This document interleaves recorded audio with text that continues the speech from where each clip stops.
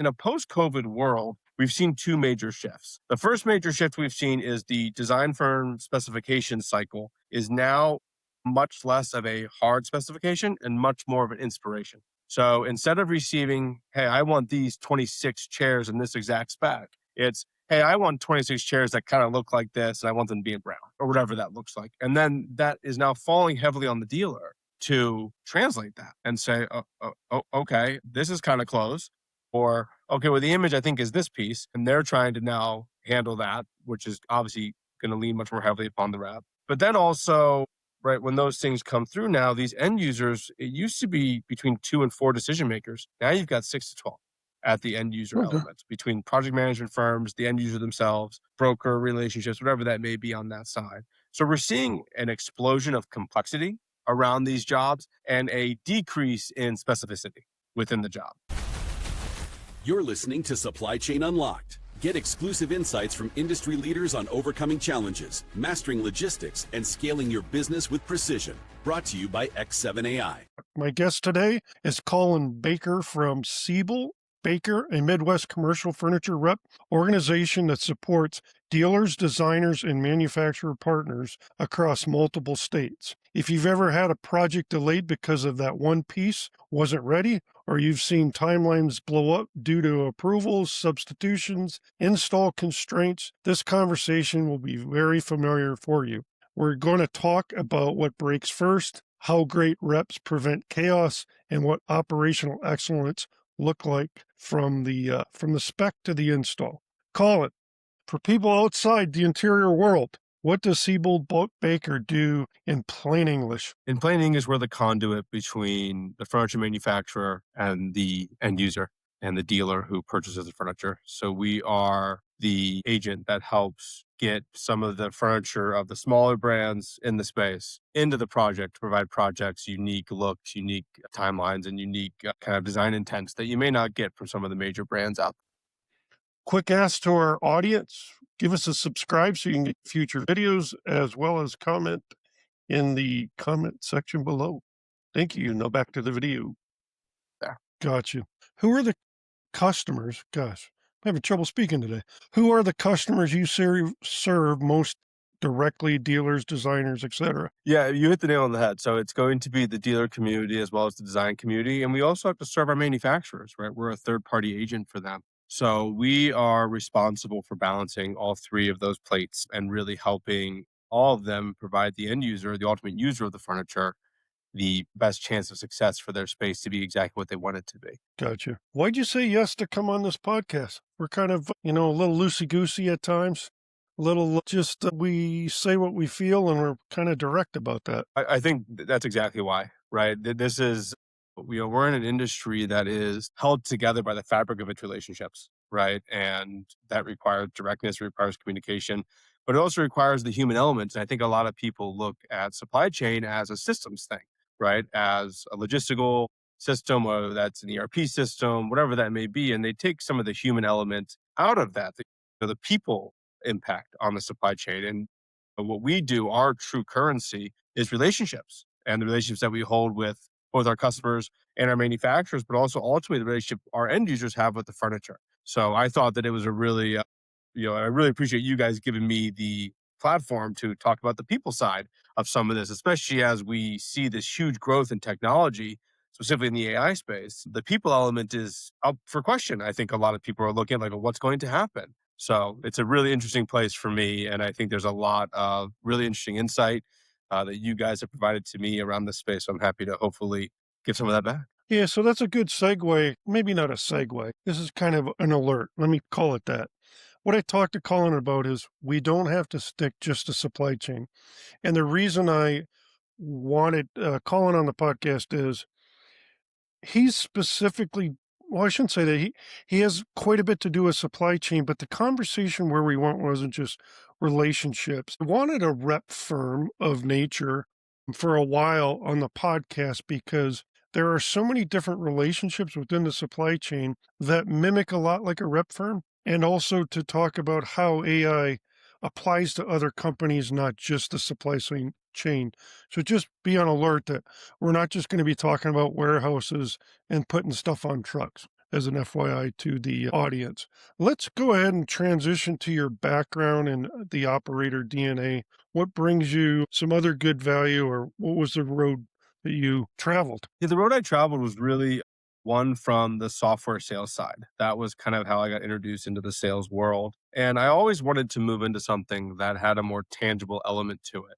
And I had wonderful experiences, both from a training and a learning and development standpoint at my first two companies, which were Reynolds and Booking.com. But at the end of the day, I ultimately wanted to move into, again, a more tangible type sale, right? And see that true impact with people interacting with the physical good. And furniture gave me the opportunity. I grew up in this space. My father was in the office furniture space. So I had familiarity with it, throughout my childhood. But to go away from it and move into that kind of software sales model and then move back into it, it given me a whole new appreciation for the complexity around delivering something. This isn't something you can just download onto your office floor, right? It has to arrive, be Yeah. installed, be put into place. And that's a very different thing than what I was selling previously. So it gives me a whole new appreciation for this. But it was also something that I had a deep passion about. I think the way we interact with our spaces is one of the most important factors in office happiness and office engagement, which since COVID has been a major topic of discussion of what does that look like, right? What does that new office look like? So it's an extremely challenging time, but challenging in the sense of opportunity, right? It gives us a whole new insight into what the next office is going to look like, or whatever version of that takes hold. So yeah, that was ultimately I wanted to move into a more tangible sales space and be more in a smaller company with a more team focus and a greater focus on that relational selling that ended with the idea of a physical good installation. Yeah. So, tangible, something you could touch, software you really can't touch. Yeah, absolutely. And software plays a humongous role in what we're doing, right? Every single day. Okay. My wife is in software sales, so I get to experience that space, via her. But yeah, for me, it was something I wanted to have that physical right element to it and really have that sense of, okay, I can see this person using this piece of furniture, right? See how they interact with it, see how it changes their day. And that was really meaningful to me. Yeah. So, furniture, that's tangible. So, if you've been in and around it for years, you obviously know where High Point, North Carolina is, correct? I certainly do. We have a couple factories there, actually. Um, yeah, very familiar with that. West Michigan and Southern Indiana. So there's quite a few American hotbeds, which is awesome. I say that because where I previously lived, for the audience as well, was Greensboro, North Carolina. And High Point and Greensboro, folks around there have, much like Augusta, Georgia, when the Masters rolls into town, you can make about 10 grand for a week by renting out your house. High Point does it for Furniture Mart, is where I always tell that little story. Yeah. What do people misunderstand about the rep role, maybe the rep firm? I know I'm coming off script a little bit, but I think people want to know about that. Yeah, I think the biggest misunderstanding, maybe not misunderstanding, but just unknown, is we aren't a specific manufacturing entity, right? We're pulling together 10, 15, 20, sometimes even 30 different manufacturers into any given project or any given sales call. And trying to keep all of those things balanced and figuring out the stories for each one of those is the single greatest challenge I think that we have. It is you're trying to make a cohesive story, have that story cohesively make sense across the technology. It is the element that I think a lot of people don't understand. They see us as a company, right, as Seibold Baker, not realizing that there's maybe 20 companies behind us, or 15 companies, or 4 companies based on whatever opportunity we're in on. Wow. Now that you say that, and you said this in the pre podcast, but I think it just registered, trying to put together a marketing plan for, let's just call it 10 different manufacturers, that's not easy to connect those dots or keep that fluent and then produce something that's productive for them, right? Absolutely. Especially when they do so many different things, right? Really good rep organizations have diverse manufacturing partners, right? We don't have 4 of the same that do the same thing. That wouldn't provide the value to our clients, right? If we just did all these 4 same exact products, right? So Yeah. to have 10 different manufacturers that do 10 drastically different things, all very needed on a project, right? But when we try to make that story cohesive, the story is really about how can we help, right? How can we Yeah. simplify what you're doing as a dealer or as a design firm to limit the amounts of points of contact you have to have in any given project, to limit the amount of manufacturing points of contact you have to have, and then also to give you a single sense, single state of accountability around that project. If you're using 10 of my brands and 10 of someone else's brands, well, that's only 2 points of contact. But if you're using 45 brands across 36 different people, well, now you got 36 points where you have to hold all 36 accountable as a project manager at the dealer or even at the end user facilities manager. That's an extremely difficult job, right? So when we can provide you more opportunities to fill the project as one single source, that's the value that we can really add in because we do all that project management as the rep. And all good reps do this isn't just a Seibold Baker thing, but that's what we can add as a rep. We can fill so much more of that project for you than having to try to balance 85 plates or 45 plates. I think the last I heard, the average furniture project has between 30 and 50 manufacturers on it. So Yeah. that's everything from flooring to artwork to, right, the accessories on the desk to the desks themselves, the chairs, the reception desks, all of those different pieces, demountable walls if those are in play. And when you're trying to balance all of that and trying to manage all of that from a supply chain standpoint, that becomes exhausting as a dealer. Dude, you guys cover all that? We do everything but the walls. Yeah, we won't. Holy smoke. Walls and artwork, we won't really touch. Anything that can go on the desk, that is the desk that you can sit on, all those pieces we're going to play in. Yeah, we're going to be a little bit less on the construction side and much more on the interior side. So the furnished environment. And Okay. then flooring, we don't really touch. We have partners who we work. All right. So that's a good transition. Now let's talk about the supply chain because this isn't just furniture, it's about execution. And it's to your point, there's a lot of relationship and project management that goes into what you guys do. So walk us through the listen to me, life cycle from a designer spec to purchase to manufacturing, etc., to the install. It's the single greatest change that we've seen from a pre-COVID to post-COVID world. Previously, the life cycle would have been you receive a design specification. A design firm works on a project, specifies the entire project. That project then either goes out to bid or goes directly to a dealer. With the manufacturer's help touching both of those pieces. The dealer would then procure the furniture, schedule the install, handle the what we call the punch list, right? Any of the issues that come up throughout that install, and then ultimately get that end user into their space to use that office, right? That was kind of the old way of doing this. And in a post-COVID world, we've seen two major shifts. The first major shift we've seen is the design firm specification cycle is now much less of a hard specification and much more of an inspiration. So instead of receiving, hey, I want these 26 chairs in this exact spec, it's, hey, I want 26 chairs that kind of look like this and I want them to be in brown, right? Or whatever that looks like. And then that is now falling heavily on the dealer to translate that and say, okay, this is kind of close. Or, okay, well, the image I think is this piece, right? And they're trying to now handle that, which is obviously going to lean much more heavily upon the rep. But then also, right, when those things come through now, these end users, it used to be between 2 and 4 decision makers. Now you've got 6 to 12 at the end user element between project management firms, the end user themselves, broker relationships, whatever that may be on that side. So we're seeing an explosion of complexity around these jobs and a decrease in specificity within the job. And the requirements for communication are higher than ever because there's a lot more room now within that chain to have breaks, right? To have a miscommunication that can lead to a major problem downstream. And when we look at this new kind of specification cycle, that's where this human element is so key. It's so paramount because to do all of that, you have to have crystal clear communication. And you have to have that communication across the manufacturer for the lead time, right? For what fabric can be approved, for where this is being manufactured, if you have requirements on a location or women-owned business or minority-owned business, when you have a strict hard move-in dates, when you've got all these different elements, it's so paramount now where this all has to talk to each other than probably it was beforehand because there's just less cooks in that kitchen. Now, it's like walking into Hell's Kitchen and Gordon Ramsay. You got 85 people walking through this place instead of just 7 or instead of just 10.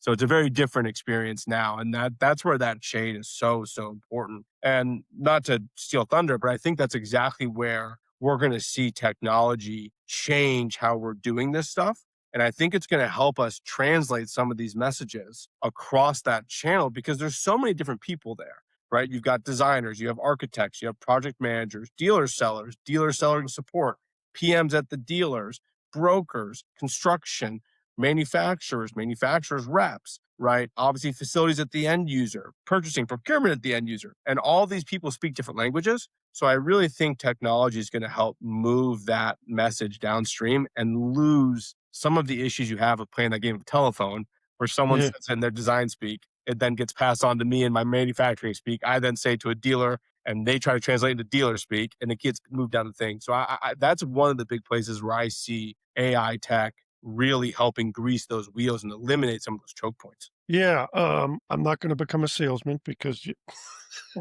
I've had a lot of thoughts on different business models or projects that roll through these kind of things, and especially for construction projects or renovation, etc. But I'll stay away from that. Where do projects typically slip? What are the common failure points, if you will? I think the common failure points are in a couple places. I think from a pre-sale standpoint, those common failure points are in the end user not trusting the experts that they've chosen to partner with, right? Whether that's them trying to find different pricing, whether that's them trying to dig into, some ways of speeding up their lead times, wherever that may be, and they're losing the value that both the A&D firm and the dealer provide to them as partners. Those people are experts in this space and they live and they breathe it. And I think especially in the post-COVID world, those roles have not been given the value by the end user that they would have in, kind of a previous sales cycle. So I think that's one place where you're just not sharing the information as effectively. And because of that, it's really difficult to meet the needs if the needs aren't known, right? And I think that's a really difficult spot. I think once you get more into the true specification cycle and we actually know what we're trying to do, the greatest place you have is trying to get all of the communication around all the different manufacturers and all of their systems to speak together and be able to Yeah. deliver this project in a lead time that has been agreed upon. Because you may have one manufacturer that's based in the UK, right? You have a couple manufacturers that might be overseas, whether that's Indonesia, China, Vietnam. You may have manufacturers obviously based stateside, whether that's High Point, Wisconsin, Michigan, right? And all of those have to get their pieces of this project in place by the date that they've agreed to. And if you're in Wisconsin and the job's in Illinois, you probably have a much less crunch than if you're in Indonesia trying to get that product overseas, right? And trying to do all that. So it's really becomes a juggling act. And that's where you have these points of failure is someone's system doesn't speak up. And that's where it really falls on the manufacturer's rep to ensure that we're staying on top of these projects and getting the updates that we need to be receiving to make sure that we can meet the requirements of the project. But those are the two main points of failure, the pre and the post sale points. Gotcha. Hidden dependencies from one phase to the other, if you will. Well, you can frame it how you want. For me, as a project manager and program manager, there's always these dependencies that people don't bring up in projects, and you don't have endless time to figure that out. So, what are the hidden dependencies you see from end users? Oh man, it's a really good question. You do get one. You do get one pass at questions. No, I really like that question. I think the hidden dependencies are, and I'm going to take this a different way maybe. I think the hidden dependencies that we see aren't hidden so much as they are unknown to the end user. Right? There are elements of this that they just don't necessarily understand. Like, I'll give you a quick example. When we're dealing with logistical companies, right, many of the companies that we represent don't have their own logistics fleets, right? They're using Yeah. LTM. So you're relying on a third party. And once that product leaves the factory, that factory has no more control over what happens next, right? That truck could flip over 3 times, heaven forbid, right? Falling off an overpass. And all of a sudden, everything in there gets turned into timber wood, right? And it's like, oh, great, that's kindling now. Perfect. But, once that leaves there and that gets to a warehouse, well, if that's sitting in the warehouse for 3 to 5 weeks before installation, you have this, let's hope it's good, right? When you open that box, Oh, yeah, yeah, yeah, I see what you're right? saying. Yeah. And at that point, you've also missed your window if there's a freight damage element. And concealed damage element. So I think that's a great unknown for a lot of these end users. I think they just assume this furniture comes blanket wrapped and in perfect condition, and it's just being held and it's just waiting at their leisure for it to go into the space. But there's a huge cost to getting the product out the door, having a dealer or an installation company store that product for a given amount of time. And I think they just expect these timelines to line up, and they're not really aware of how much work that project manager, specifically at the dealer or the project Yeah. management firm, is doing to ensure all this is there with as minimal overhang, as minimal waste as possible. And I think that's just not taken for granted because, again, it's not an intentful thing. But I don't think they understand how much those dealer PMs and those project management firms are doing on these jobs. And furniture is a very small percentage of this. When you add the construction complexity to that project manager's plate, you're talking Yeah. about a massive jump in the amount of plates they've got to keep spinning in the air at any given one time. So I think that's one of the really big key hidden elements that I don't think a lot of end users really understand. And I also think it's a complexity piece that a lot of, I think the soft costs of that are very difficult for the dealers to track. And I think if they had a better way of tracking those soft costs of how much time is being spent managing those things, you Yeah. would find a really big avenue to save some cost. Because that's a big time suck and a lot of people cost that Yeah. doesn't have a hard dollar tied to it, but you could extrapolate that out when someone's spending 40 hours a week on any given project. Yeah. So when you're talking about dependencies, is it soft? Is it hard? And so often, dependencies, the majority of them are soft dependencies or big assumptions that are soft dependencies that have a high impact.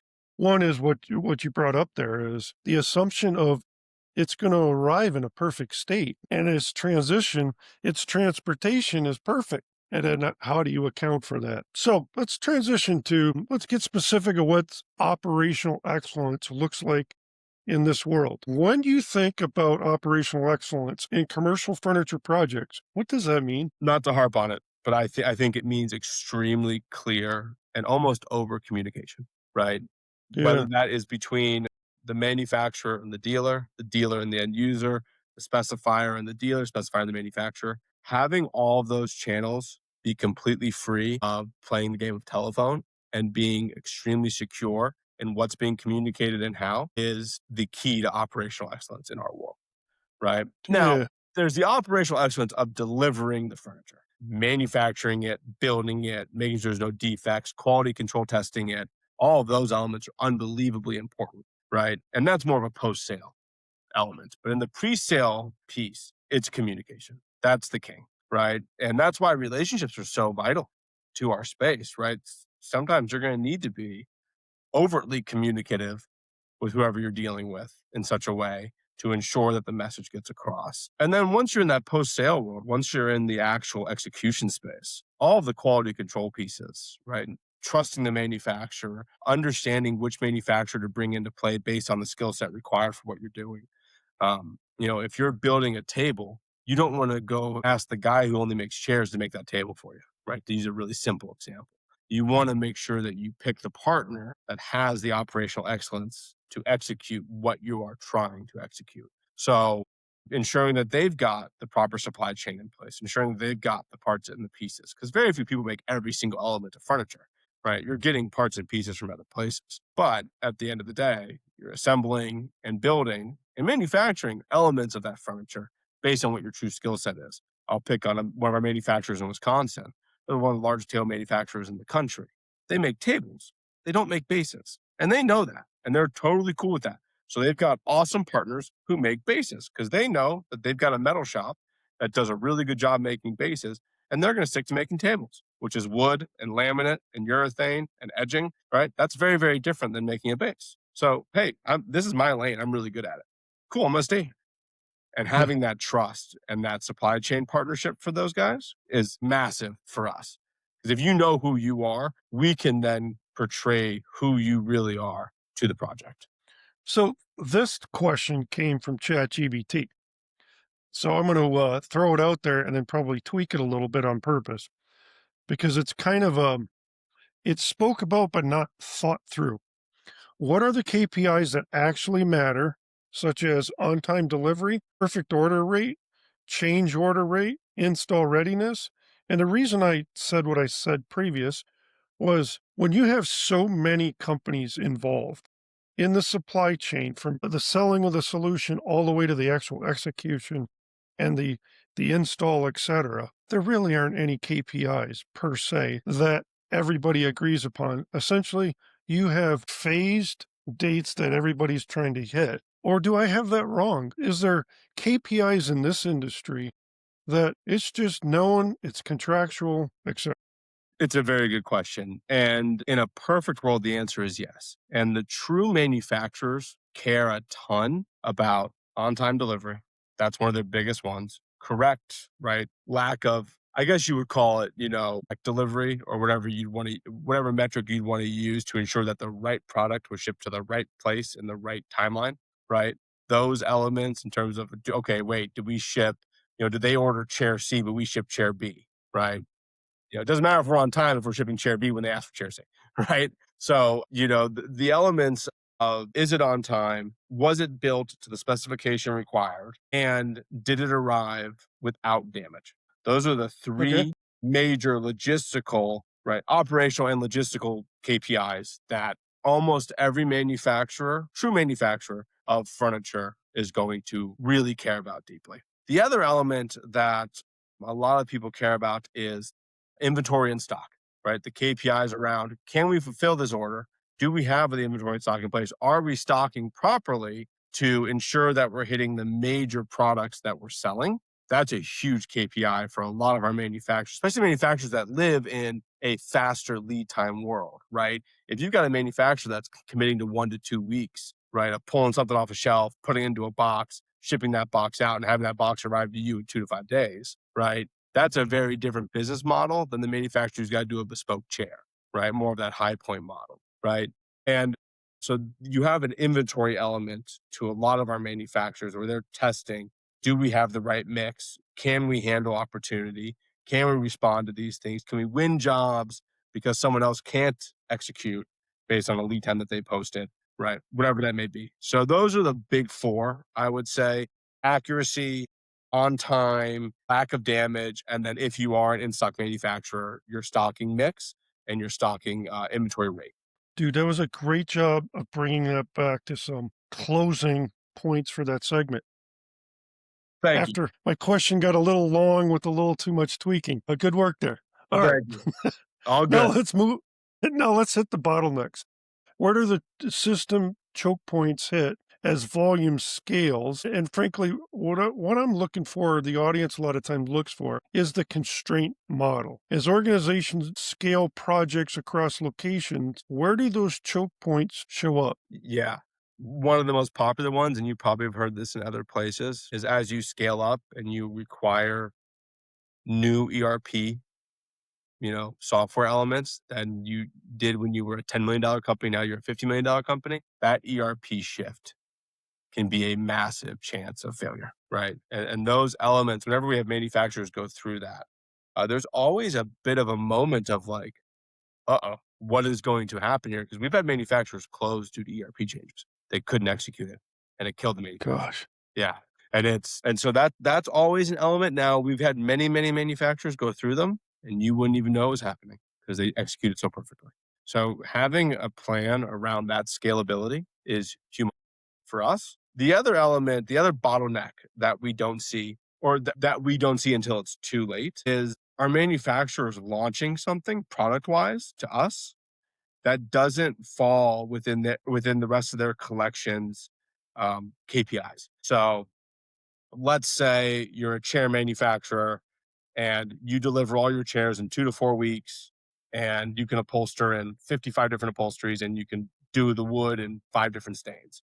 And then you decide to make a metal table. But that metal table takes you 10 weeks and it doesn't match with anything, but go sell it. And you're like, well, wait a minute. Why? Whoa, why are we doing this? Right? What's the point?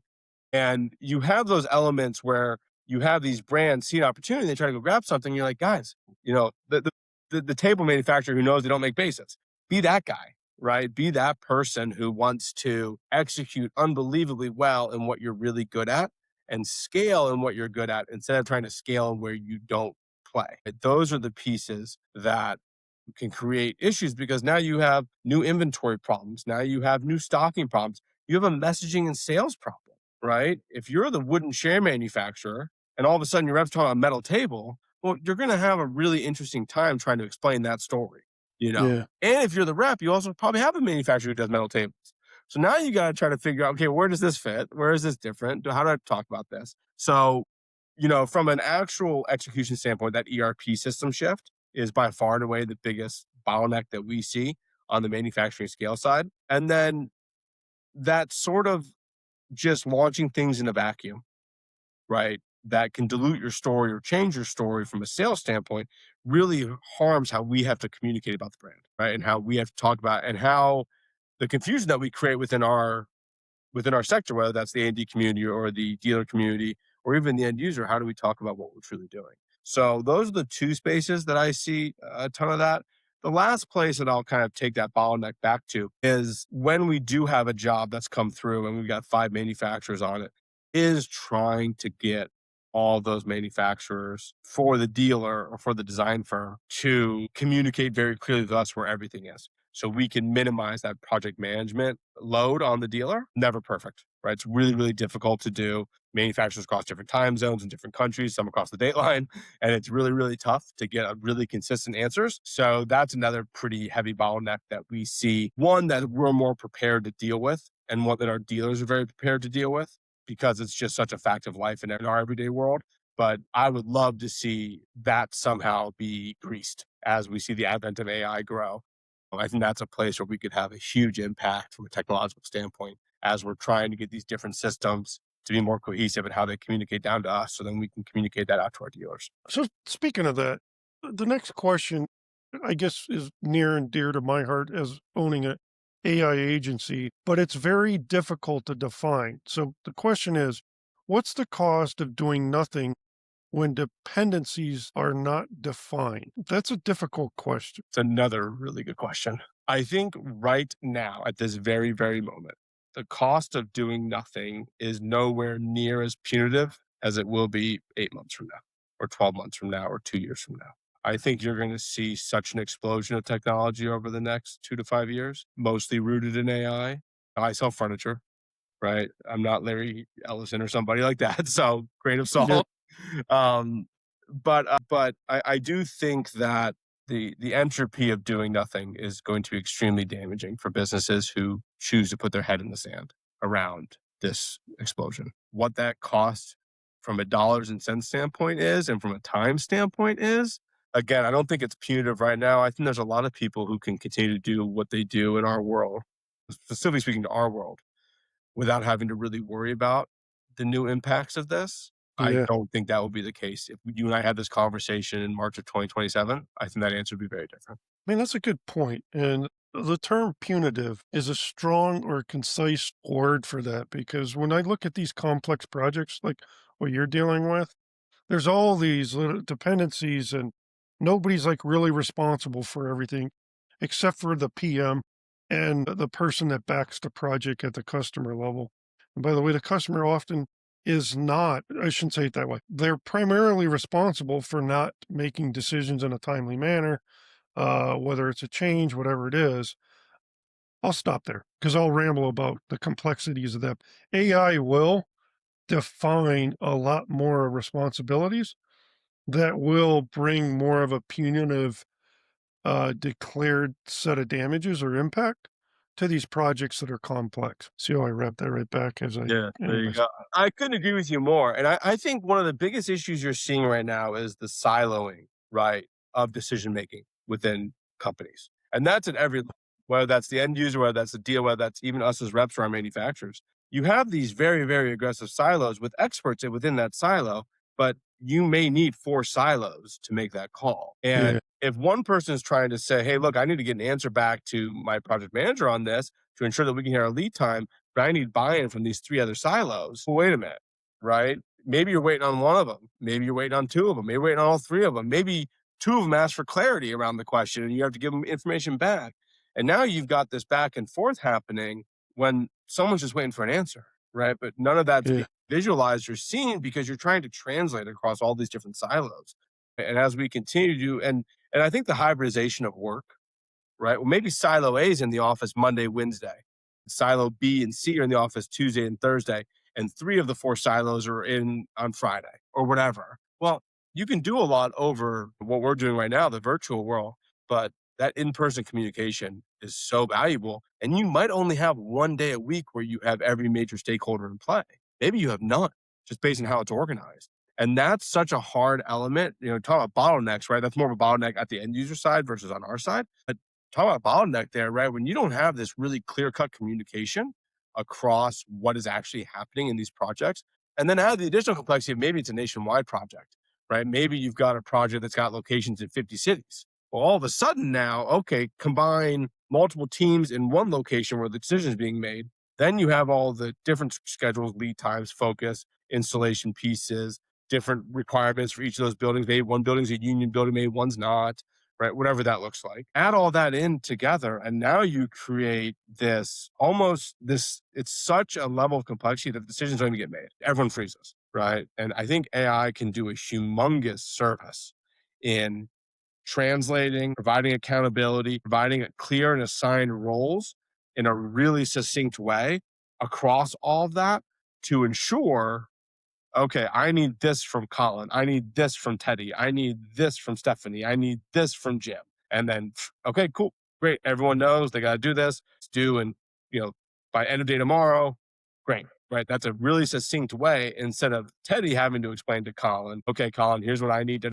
Okay, now I got to go ask Stephanie and Jim the pieces that I need. All of a sudden, that pipeline just became unclogged versus now it's got so many different switches off and, it looks like a tree root system as opposed to a really succinct straight line. And I think that's another place where we can see AI have a massive, massive impact. So let's transition a little bit more towards the market. I think we've touched on it, changing in the workplace interiors that impacts the supply chain. So the question is, what trends are driving buyer behavior right now? Hybrid work, you talked a little bit about that. Space reconfiguration, tighter budgets. Is there some massive renovation thing going on that's a trend across the commercial world, something like that? Yeah, I think there's a few. Hybridization probably being the biggest single piece, right? And I think that's actually diminishing.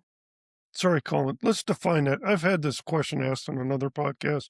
What is hybridization? The idea that you do not go into the office 5 days a week at the exact same location every time. Perfect and concise.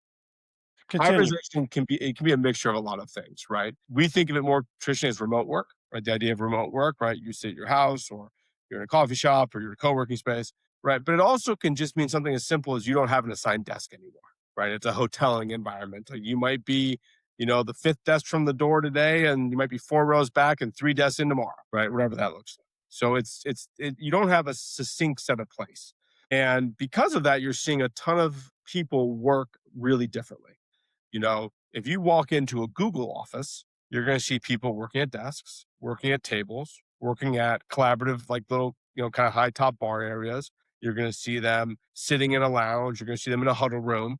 You're going to see all these different ways of working that aren't what we would have saw, in, the movie Office Space, for example, right? The big cubicle with all that and your name badge on the cubicle, right? Saying, oh, okay, this is Teddy's desk. About those reports. Sorry, exactly. Put a cover on those TPS reports, Teddy.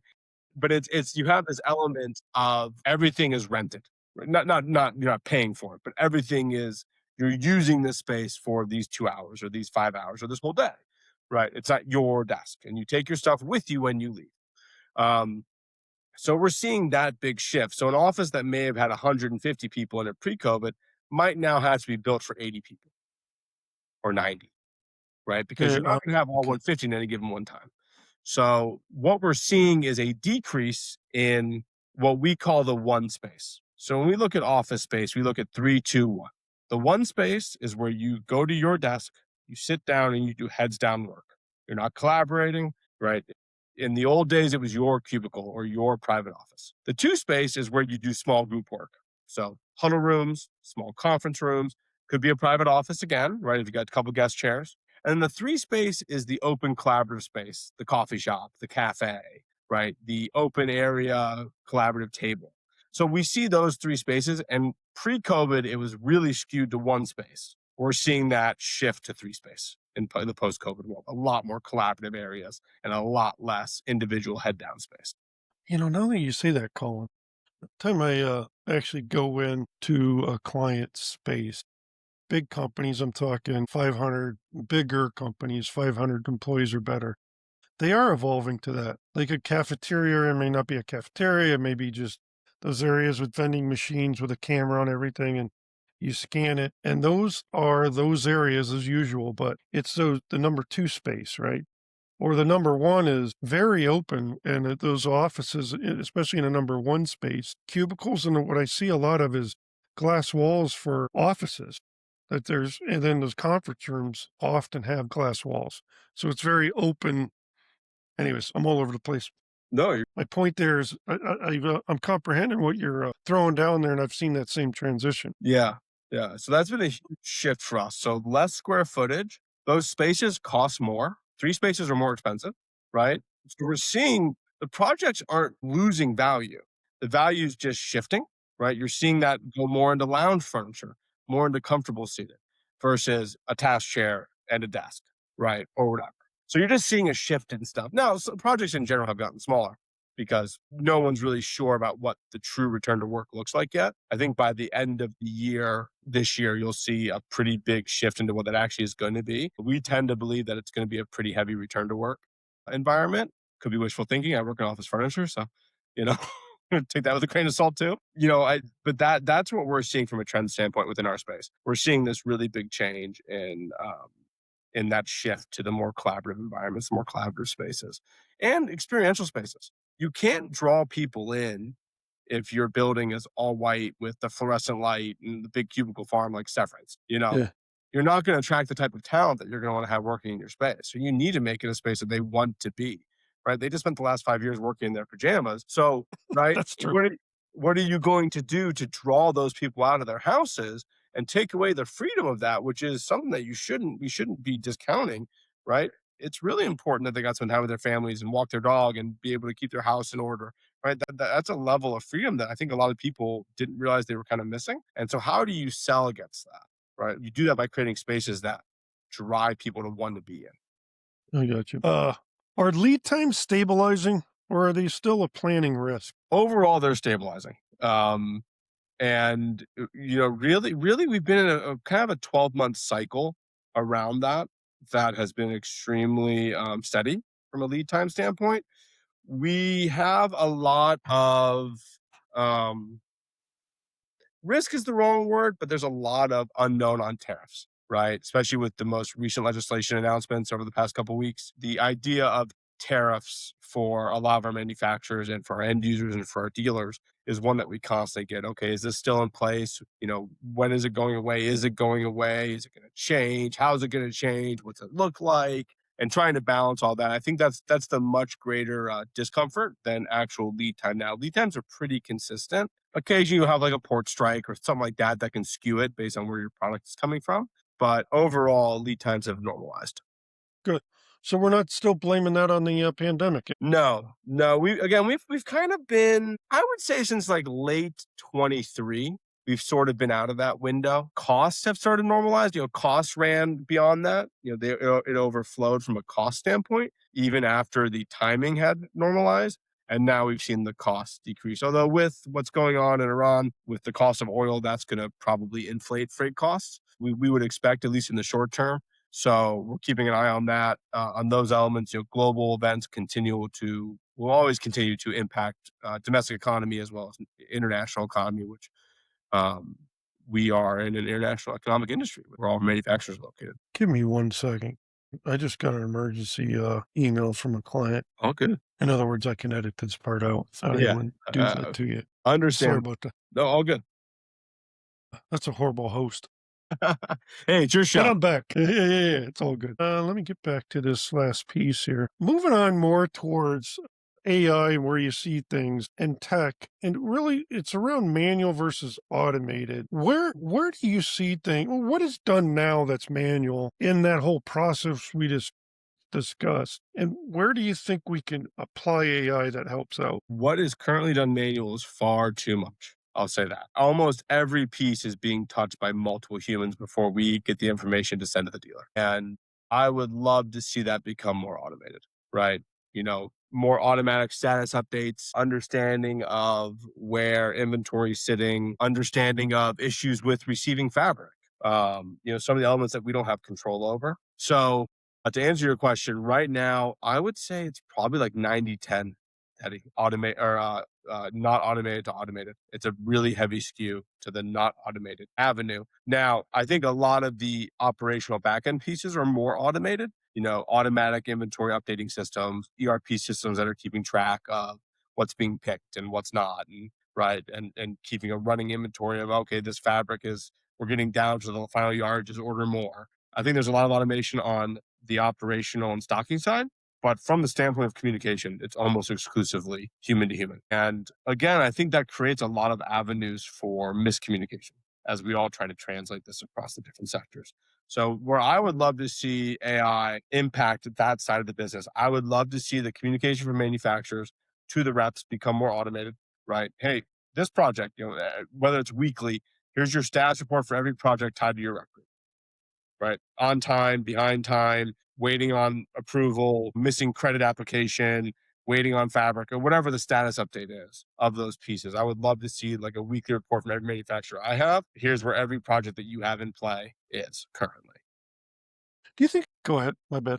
No, you're fine. I think that would be a humongous help to us to keep that proactive communication, out there, and then obviously giving us the ability to use those tools to communicate to our dealers, our designers. Hey, these three projects that you have are all status go green. You're all good to go on all three of these. This one's status red because we're missing your credit application. Can you please send over your W-9? Right. This one's status yellow because we don't have fabric yet. Can you follow up the fabric manufacturer and get that shipped over to us? Right. But if I can give that into a nice little bow to my dealer, that project manager, I just took an hour off of her plate, Yeah.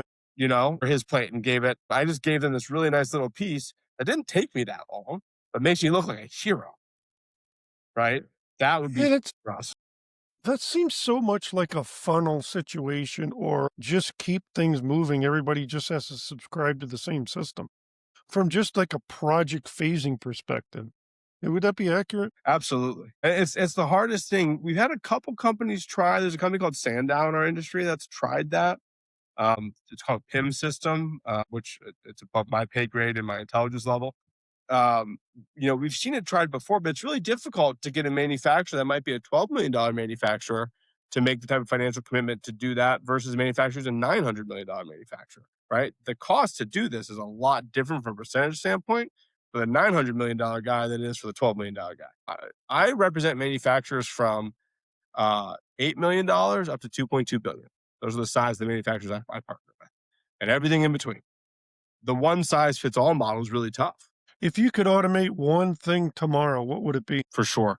Yeah. If I could eliminate the headache and the miscommunication around project deliverables, that would give us so much of our selling time back that we don't have now. That single piece, and then the administrative tasks that require running a rep group. I would love to automate, give us the ability to strategically focus on the business and in the business versus, worrying about automating your expenses or worry about submitting expenses and dealing with taxes. And I would love to have those things more clear and more automated because right now the choices we have is either do it ourselves, which I'm not an accountant, right? Or go pay a lot of money to hire an expert to do it for us. Yeah. So I would love to lose some of the more traditional administrative tasks and automate some of those more consistent ones to allow us to be more proactive with the sales and relationship building requirements that we have. But Yeah, the more first one I said would be the golden goose. I would love to automate status updates, budget updates, and be able to be that hero for our project managers, right? For all of our people. Because if you eliminate the post-sale problems, you give us back probably 30% of our time. and really that's a project management solution, right? Because if it's post sales, the project is launched, they've decided who they've awarded and who's involved, right? Absolutely. So from end to end, it's really a project management solution. And then on the internal side, that sounds like it's more of a sales slash marketing funnel solution that's automated to create efficiencies within the sales team. I should say marketing and sales team. Absolutely. that would dovetail into orders and the financial side of things. Yeah. Go back to that soft cost. Let's say I'm losing 20% of my sales time on the administrative tasks that are required, but don't drive sales. But I'm required to file taxes. I have to do that, or else I get a very angry letter from a 3-letter organization, right? So there's things that are required for our job and for all of us. That's not a rep issue. That's every company on the planet. Well, at least every American company. So, there are elements that are hyper important, but aren't necessarily revenue generating activities. And to find a way to diminish the costs through tech in those worlds would be massive for our business. So as we start landing this plane, or I should say, let's bring it home to an actionable or a CTA, a call to action. What would you be telling a COO, a CEO to do start on Monday morning? If someone runs facilities, procurement, operations, whether you're a decision maker in the whole life cycle of purchasing furniture or renovating an office space, what should they do first and rethink? I think the first, I've got two answers for that. The first answer I have is trust your partners and pick partners based on partnership, right? Don't pick partners based on lowest bidder. And I get that that's a really difficult thing, especially in large organizations, because a lot of them are mandated to do that. Yeah. There's a great saying, someone in my first job ever said this: you think a professional is expensive, wait till you hire an amateur, right? Pay more money, do it correctly, and you will save money in the long run. So instead of trying to bid your project out to 5 different people who don't all know your project, pick the design firm, pick the dealer, have them be your partners throughout the project, and you will eliminate so much of that post-sale headache for your people, not for me as a rep, not for the dealer, or for the dealer a little bit, but for your own people, right? Your install will go smoother. Your facilities team will spend a lot less time managing the project. Your dealers and specifiers will know what factories we can engage and which ones we can't based on your timeline and your schedule. And instead of that getting farmed out and having alternates brought into play, you won't get, kind of surprised by that in the second half of the deal. I think that's a major one that we talk to a lot of our people about is, partnering is huge. Relationships are massive in what we do, especially because manual communication is still the primary form of communication, right? It is not automated. So having partners you can trust, you understand, you can speak their language, you can translate with them, that is massive, right? Operationally. The other thing I would say, and like one of the big thing I do is every Monday morning at 9 o'clock, we have our team meeting, right? I want to know and check in on my people, right? I want to know what is happening with them, with their lives, with their work, because they're the lifeblood of our business, right? They're the ones who are out at our clients, who are out with our end users, who are out with our specifiers. And the most important thing for me is knowing what is going on, right? Now I'm a seller too, right? We're a small business. We don't get the luxury or lack thereof to sit back and let others sell for us, right? We have to be selling too.